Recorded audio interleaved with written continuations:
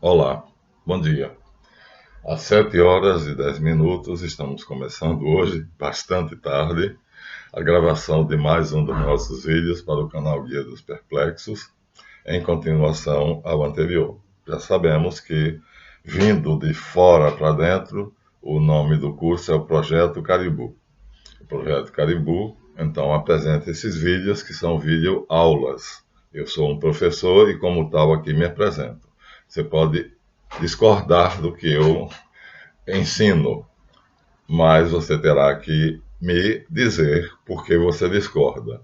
Ontem teve aqui um aluno presencial, às 7 horas da noite, e ele, falando com o patrão dele, que é evangélico, protestante, portanto, pediu para sair exatamente no horário que ele deve sair, 6 horas.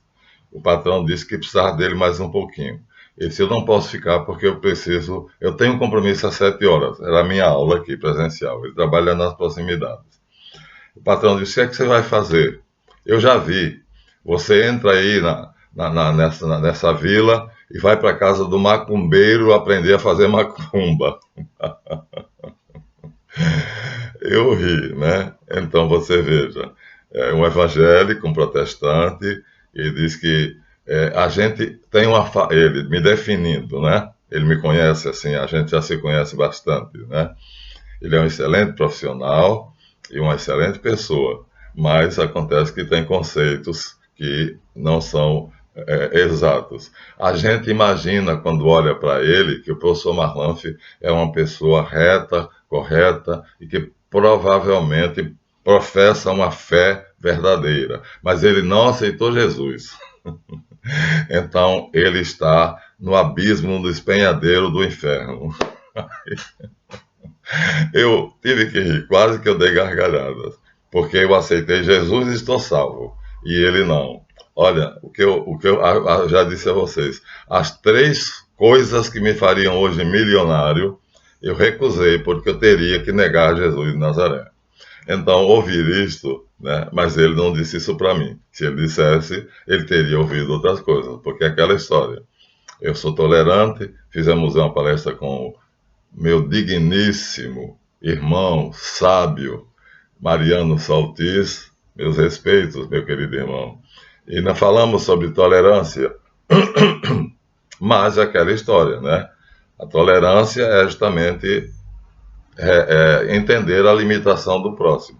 Mas se ele me diz algo, eu tenho a obrigação de explicar, de dizer que todo mundo tem direito à justa imagem. Ele tem imagem errada de mim, mas ele não me dá chance de provar. Ele simplesmente me olhou, avaliou, julgou e condenou.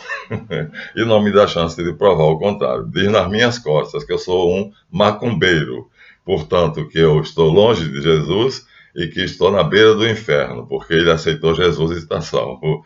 Você veja aí, a gente tem que sorrir, não há outra coisa. Não, o taumaturgo, ele tem um amor praticamente infinito e absoluto, total pela verdade. E é isso que escandaliza as pessoas que entram no meu canal. Ele entrou no meu canal. Então ele me conhece porque ele entrou no meu canal. Ficou escandalizado com o que viu no meu canal. Nunca devia ter olhado meus vídeos.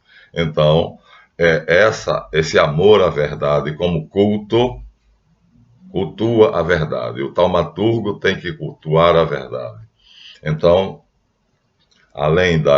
nós temos 8 nobres verdades. Não, eu disse isso de brincadeira. Essa é a classificação de Buda. Então, assim como o Buda disse que há 8 nobres verdades no budismo, é linda. O budista não mata nenhuma barata. Não pode mentir, nem que seja para poder se safar de uma situação incômoda. Olha, é maravilhoso. As 8 nobres verdades de Buda são uma coisa lindíssima. E Jesus, no Sermão da Montanha, disse as 8 bem-aventuranças. Coincidência? Não, minha gente. É a mesma coisa. Então, um mensageiro divino lá na Índia disse uma coisa, e outro mensageiro divino na Palestina disse a mesma coisa com outras palavras. Então, o taumaturgo também tem 8 princípios, que equivale as 8 nobres verdades de Buda e as 8 bem-aventuranças de Jesus, que são o seguinte: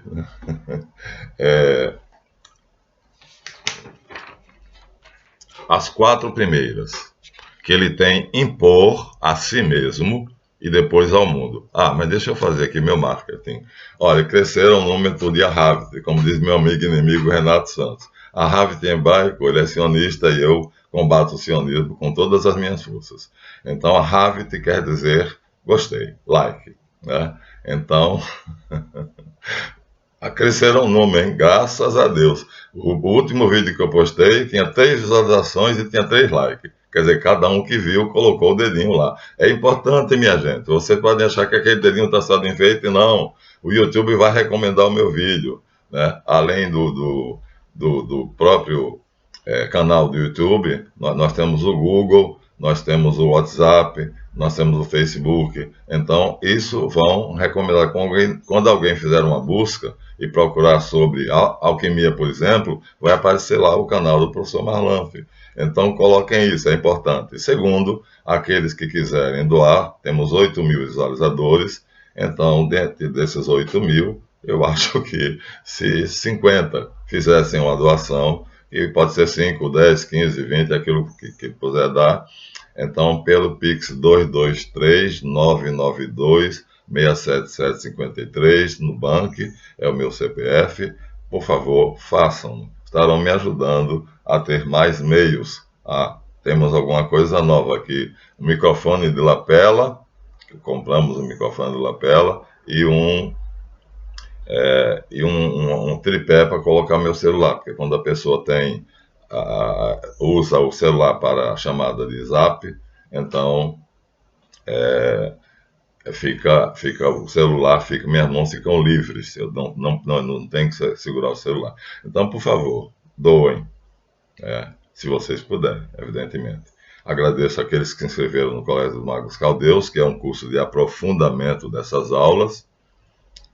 Já temos 8 inscritos, graças a Deus, 8 futuros magos brancos, 8 antigos que me sustentam, porque a miséria de R$ 1.690 não serviria para levar uma vida decente. Gratidão a todos esses e a todos aqueles que veem meu vídeo com benevolência, percebendo que eu não sou um sábio, né? Busco a sabedoria, eu sou um filósofo, amante da sabedoria. Então, feitas essas explicações, então vamos dizer: as 8 nobres verdades de Buda, dizia eu, equivalem às 8 bem-aventuranças de Jesus e equivalem aos 8 princípios da taumaturgia, que são ordem, harmonia, equilíbrio e perfeição. Então, dentro de mim e fora de mim, eu tenho que impor a ordem em mim. Ou seja, o meu organismo tem que funcionar em ordem. Vou provar isso a vocês com exames clínicos para mostrar como é que meu equilíbrio está em ordem. Vou provar. Harmonia. Então, eu tenho que estar, apesar do outro achar que eu sou macumbeiro, eu tenho que tratá-lo muito bem. Ele é um excelente profissional, é uma pessoa honesta, decente. Se ele tem uma falsa imagem de mim, eu não vou criar uma desarmonia com ele por causa disso, né? Mas se a pessoa infringir os meus direitos, aí eu vou. Aconteceu recentemente aqui na vila onde eu moro. Algo que era do direito de todo, de uso comum, uma pessoa ocupou durante 4 horas sem usar.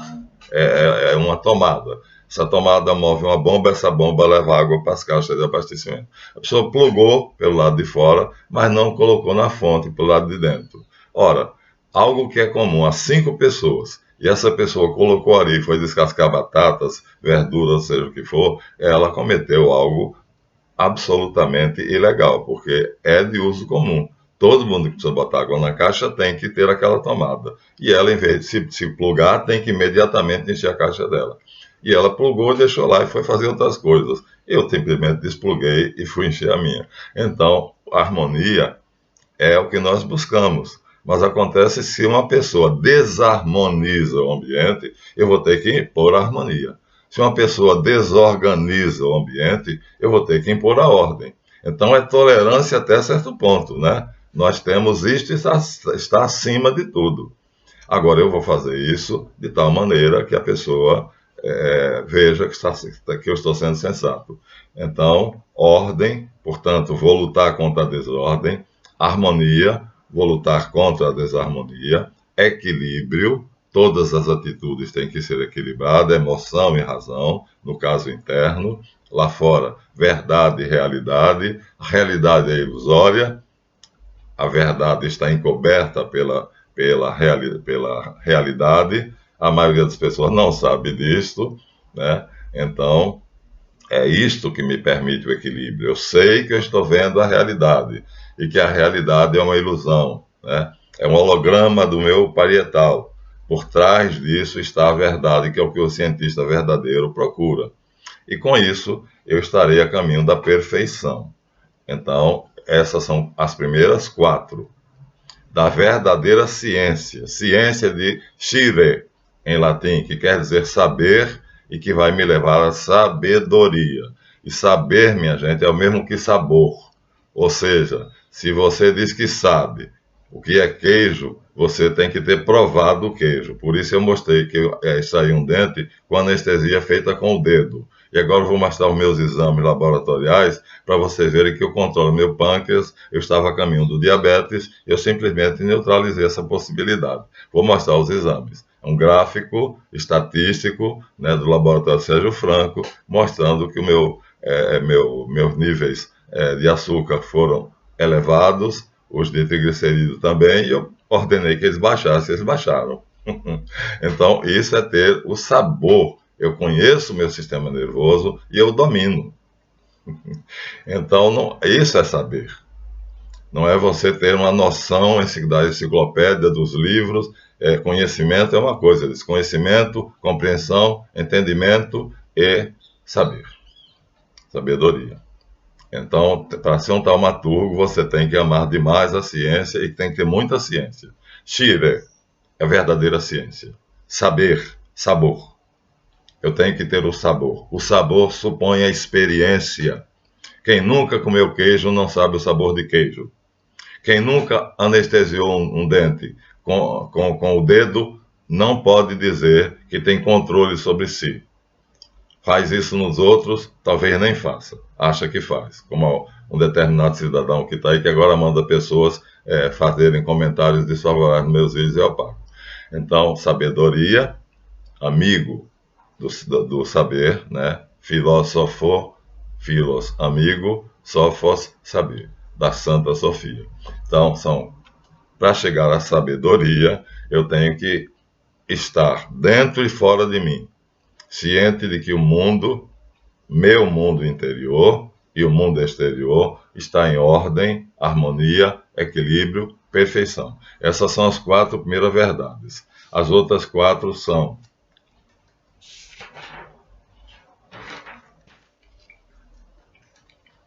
verdade, fraternidade, unidade e caridade.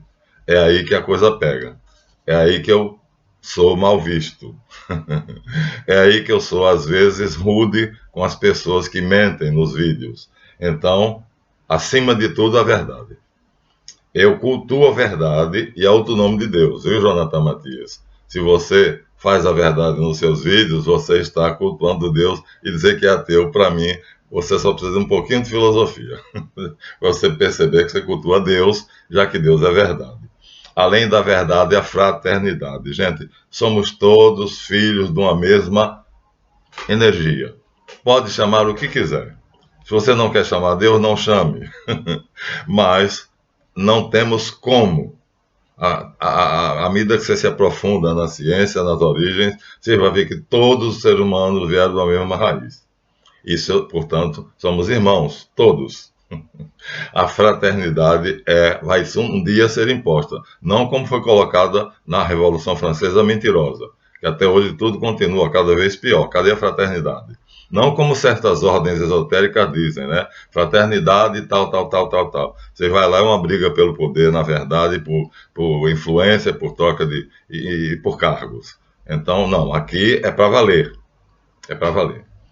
Então, verdade, fraternidade, unidade, claro, Se todos estivermos professando a mesma verdade, então seremos um só, estaremos na unidade. Ora, Hermes disse, tudo vem do Uno e tudo voltará para o Uno. Então aí já estamos em Deus. Se conseguirmos a unidade dentro da verdade, e se considerarmos que nós somos irmãos, não haverá violência no mundo, as guerras cessarão, né? Então nós estaremos unidos como um só corpo, um só espírito, uma só alma. E aí a caridade é o caminho para isso, que vocês podem chamar de amor. Mas como a palavra usada, né, nas virtudes teologais é caridade, mas é amor. Eu às vezes chamo simplesmente de afeto. Então são 8 princípios que o taumaturgo cultua e professa. 8. Então, ordem, harmonia, equilíbrio, perfeição, verdade, fraternidade, unidade e caridade. Isso defendo com a minha própria vida, se necessário for. Isso é a razão da minha vida e por isso eu sou pobre. Porque eu sou intransigente em relação a isto. Eu não transijo. Tive 3 oportunidades que me fariam milionário, já disse, multimilionário. Mas eu teria que transigir com esses princípios. Impossível para mim. Para mim, há algo pior do que a morte, que seria exatamente transigir com esses princípios. Porque isso me tiraria a vida. Para mim, isso é viver. Se não faço isso, não vivo. Vamos mostrar a vocês agora exemplo de algumas pessoas que dizem que fazem isso, mas não fazem.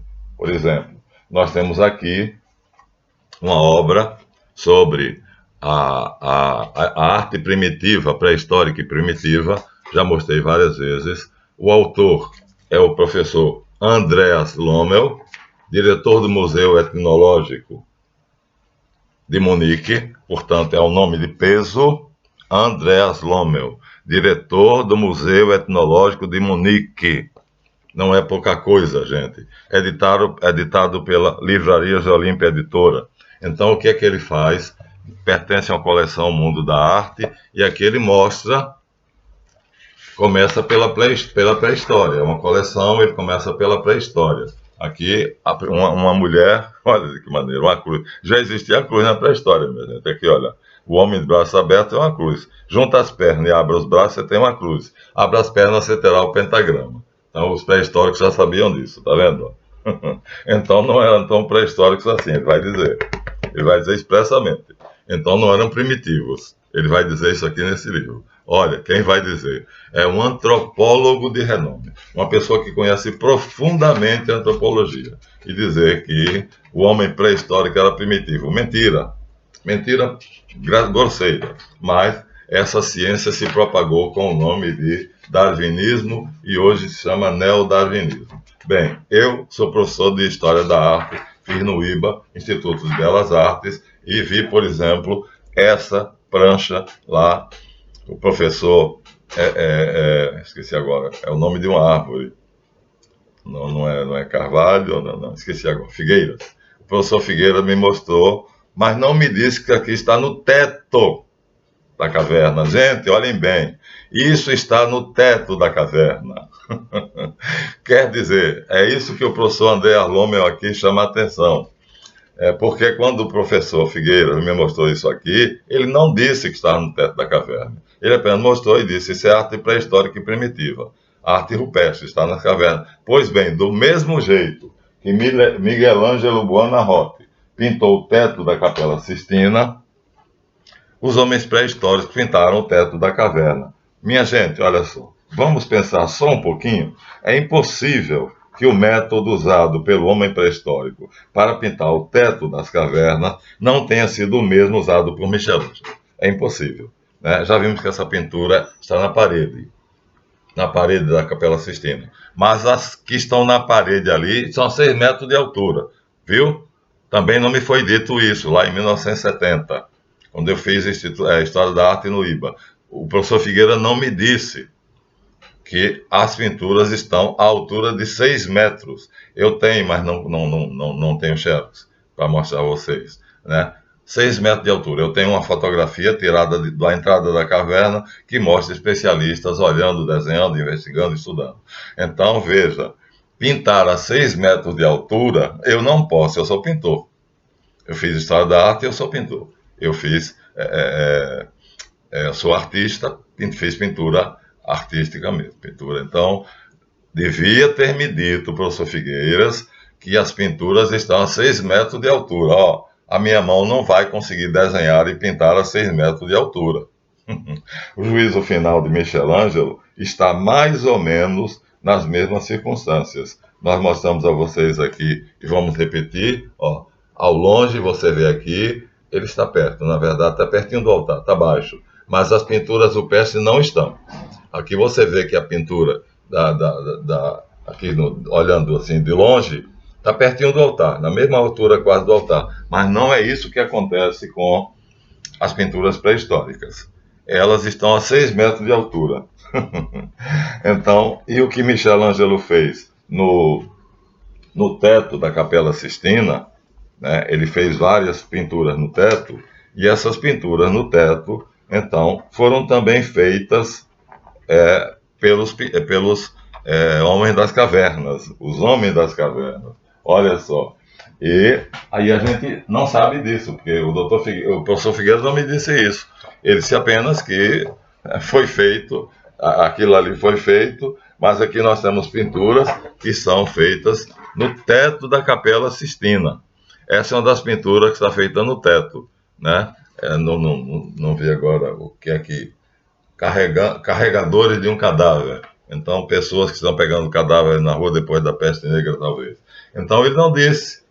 Hoje eu tenho como, além de ver, né, o juízo final que está na parede, ali tem pinturas que estão nas paredes, mas a 6 metros de altura, ninguém pode tocar, por isso foi colocado aqui não. Se você se aproximar, está na altura do altar, assim, ó. Você pode pegar e tocar. Mas as pinturas pré-históricas você não pode tocar. Elas estão à altura de 6 metros, porque são sagradas, são intocáveis. E isso não me foi dito em 1972. Né? E isso aqui está no teto da Capela Sistina. No teto. Então, Deus criando o homem está no teto. Deus criando o mundo, o universo, está no teto. E aí, o que é que acontece? Não é dito, não foi dito agora, eu soube, porque há fotografias que mostram sobejamente que da caverna, da entrada da caverna, alguém fotografou e viu pessoas lá dentro e à distância, como estava ali na Capela Sistina, então as pinturas estão... Quem está estudando as pinturas está numa escada. Quem está estudando, quem está copiando, anotando, olhando as pinturas, está em cima de uma escada. Não é possível pintar a 6 metros de altura numa parede, seja de uma igreja, seja de uma caverna, no chão, com os pés no chão. É impossível. É impossível pintar no teto de uma caverna, como Michelangelo fez. Eu li a vida de Michelangelo, ele colocou andaimes. Ficou de barriga para cima, a cerca de 2 palmos de distância do teto, uma posição extremamente incômoda para fazer aquelas pinturas. Porque a única maneira de fazer isso, fazer andaimes, se colocar sobre esses andaimes, de barriga para cima, com a prancheta na mão, pincéis, tintas e pintar. O homem pré-histórico fez isto. Eu tenho provas absolutas. Eu tenho as fotografias. Posso mostrar a vocês. Eu terei que fazer mandar para o meu netbook e aí vocês verão. Então, algumas pinturas estão a 6 metros de altura na parede, diferente, e outras estão no teto. Isso não se diz. Diz-se apenas que essa é arte pré-histórica, mas não se diz nada. Agora não. Agora uma pessoa decidiu tirar a fotografia da porta da caverna, da entrada da caverna. E aí você vê que os estudiosos lá dentro estão em escadas ou em andaimes. Quem quer se aproximar muito da pintura do teto tem que construir andaimes, como Michelangelo fez para fazer a pintura do teto da Sistina, sabia? Isso em 1970 o Figueira não me disse. E se você se aproximar das paredes da caverna para tentar fazer uma cópia, como tem uma fotografia de um estudioso copiando uma pintura, Ele está olhando para cima porque a pintura está a 6 metros de altura. Ora, eu sou pintor. Eu tinha meu cavalete e os modelos vivos lá, e eu desenhando e pintando. Eu fui pintor artístico durante mais de 8 anos. Não guardei, só guardei um quadro, Jesus no Horto das Oliveiras. Os outros eu dei, todos. Então, isso não é dito. E por que não é dito? Segundo o professor Dr. André Arlomel, porque isso revolucionaria a ciência de hoje. Isso obrigaria os cientistas a dizerem a verdade, porque o que nós temos é uma grande mentira. Os homens pré-históricos eram primitivos, diziam entravam na caverna do lado, pegavam a mulher pelos cabelos, arrastavam para dentro da sua caverna. Vocês estão cansados de ouvir esse mito, não estão? Isso não é verdade nenhuma. Moravam em árvores ou nas cavernas? Mentira! Nas cavernas eram apenas depósitos. Eles colocavam como cemitérios os cadáveres nas cavernas, ou, quando os sepultavam amarrados em forma de feto. Mas era comum colocar nas cavernas e por isso temos os ossos nas cavernas. Mas eles não moravam ali. Colocavam artefatos e objetos. Era um tipo de depósito. Eles moravam em casas, como nós. Só que uma casa de barro não resiste ao tempo. Então a pirâmide de Quéops tem, supostamente, segundo a pseudociência, 3.200 anos. Tem 10.000 anos, que é o mesmo tempo das Esfinge de Gizé. Tudo isso é mentira. Então, para o taumaturgo, é impossível tolerar isso, né? Então, tem que ser intransigente com a mentira. Então, aqui está outro gênio, Arnold Hauser, a maior autoridade em história social da arte. Ou seja, assim como eu li a biografia de Michelangelo Buonarroti, então Arnold Hauser foi até as cavernas, estudou e fez uma reconstrução teórica de como seria que os homens pré-históricos viviam de acordo com as pinturas. Isso todo arqueólogo faz, né? O Dr. Flinders Petrie é perito nisso. Ele reconstrói a realidade a partir dos achados arqueológicos. É famoso. Assim, disse que o romance da arqueologia foi feito por Dr. Flinders Petrie, porque ele consegue, vendo os vestígios arqueológicos, reconstituir e reconstruir a história do que aconteceu através daqueles vestígios. E aí a comunidade científica aceita. O dilúvio é um desses exemplos, né? Charles Mason é outro também. Então aqui dentro, eu não vou ler, já li várias vezes, mas está dito por ele que o homem pré-histórico criava. A ideia dele ao fazer as pinturas não era decorar as cavernas, era criar. Criar no sentido de faltaram bois, bisões, cavalos, então ele pintava aqui e ele acreditava que estava criando lá fora. Minha gente, isso é um altíssimo grau de abstração. Até hoje, isso se chama magia. Então, o homem pré-histórico não tinha religião. Ele usava a magia. Então, esse era um ato mágico. O xamã, então, reunido com a sua elite de iniciados, essa é a verdade, chegava diante de uma parede, iluminada por tochas, porque a caverna era escura que nem breu, e num lugar inacessível. Se você entrar numa caverna sem um guia, você não vai conseguir sair. É um labirinto. Eles procuravam o lugar mais inacessível, mais escuro. Então está aí, né? Num lugar completamente inacessível, como a maçonaria, o templo tem que ser coberto. Então era um templo maçônico, estava coberto, porque ai daquele que tentar entrar numa caverna, numa pintura pré-histórica, de uma pintura pré-histórica, sozinho, sem o guia. Ele não vai conseguir sair, vai se perdendo no labirinto. Além disso, quer dizer, era um templo coberto, como a maçonaria chama hoje, né? O Rosa Cruz, outras ordens, né? Que vocês conhecem. Então, era um templo coberto e a luz de tochas. O lugar era escuro, portanto, não era uma arte decorativa. Eles não procuravam a beleza, era sagrada. Estava a 6 metros de altura, justamente porque não podia ser tocada. Sendo sagrado, não podia ser tocado. E no teto. Isto não é dito, tem de ser dito, do mesmo jeito que Michelangelo. Então, da mesma maneira que Michelangelo Buonarroti fez, obviamente, o homem da caverna, primitivo, o Dr. André Arlomel brinca com esse conceito, primitivo, né, fez isso aqui, são pedras de 6 toneladas. Olha só, minha gente, o homem primitivo pegou essa pedra de 6 toneladas, essa pedra de 6 a 10 toneladas, vou colocar assim em pé, talvez seja fácil. Cava um buraco no chão e aí um grupo, através de cipós, mantém. E depois botar essa arquitrave aqui em cima. Como é que foi? Por levitação? Alguns acreditam que sim, que eles têm o poder de levitar. Eu não acredito nisso. Agora, olha, está toda desbastada. Essa está bruta. Essa está meio lá e meio cá. E essa está perfeitamente desbastada. No caso das pirâmides é pior. Você não consegue enfiar um alfinete entre uma pedra e outra. Então, tudo isso aqui, minha gente, tudo isso aqui, ó, está no teto ou nas paredes. E para você chegar cara a cara com a pintura dessa, você tem que botar uma escada.